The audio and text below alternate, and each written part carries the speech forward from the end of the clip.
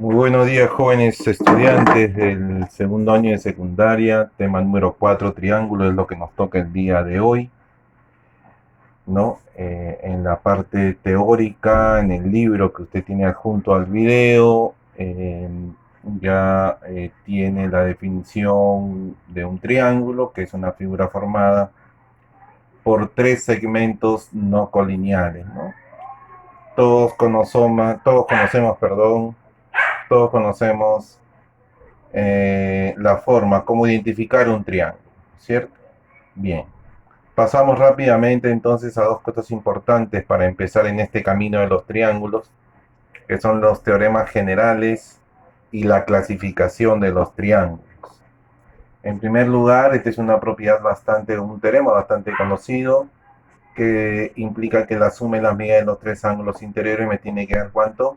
180 grados.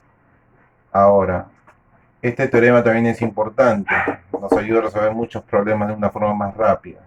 La medida de un ángulo exterior. ¿Cómo se determina un ángulo exterior? Prolongando un lado. X vendría a ser igual, la medida de un ángulo exterior es la suma de las medidas de los ángulos que son interiores, pero no adyacentes a él, quiere decir los que no están junto a él. Esta propiedad es la llamada desigualdad triangular. Dado las medidas de los tres lados de un triángulo, cualquiera de esas medidas debe ser siempre menor que la suma de las otras dos y mayor que la diferencia que hay entre ellas. Si la medida de un lado no cumple con esta condición, simplemente ese triángulo no podría existir. Para que tú determines si un triángulo existe o no, basta que tú agarres cualquiera de los tres lados y le apliques la propiedad. Si cumple con esta condición, el triángulo existe. Si no, no. Esta vendría a ser la llamada propiedad de la flecha. Esto en realidad se llama un cuadrilátero no convexo. La medida de este ángulo es igual a la suma de alfa más beta más teta, los tres ángulos pequeños de adentro, y ahí tienes el X. Y finalmente tendríamos como teorema adicional la propiedad, lo que se conoce como la propiedad de la corbatita, ¿no? A más B, o sea, la suma en la medida de estos dos ángulos es igual a la suma en la medida de estos dos que aparecen por acá. Pasamos al tema que es también importante.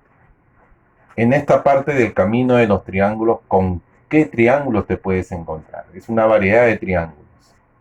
Por ejemplo, te puedes encontrar con el triángulo escaleno.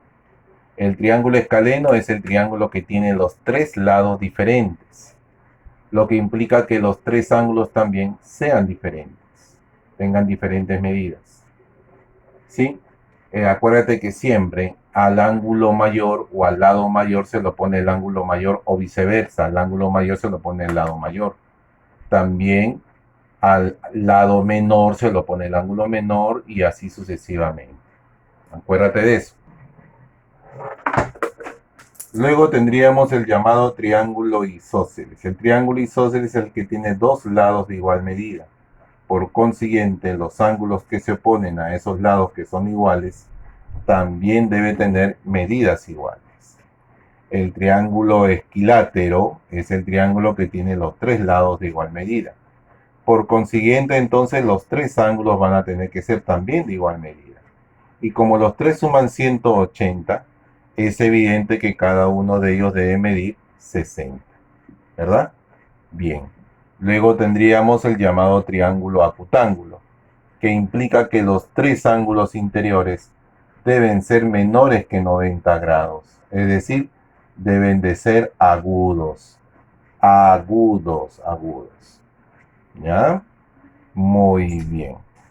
En el caso del triángulo obtusángulo es cuando uno de ellos es mayor que 90. Es decir, un ángulo interior es obtuso. ¿Sí?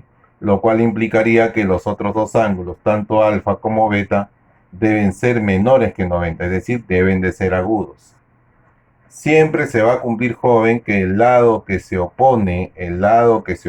ojo, el lado que se opone, vamos a poner por acá, el lado que se opone al ángulo obtuso debe ser siempre el lado mayor. Finalmente vamos a observar el triángulo llamado rectángulo, que es cuando uno de los ángulos tiene que medir 90. Tú sabes que eso simboliza con un cuadradito en la esquina, 90 grados, ¿verdad? Muy bien.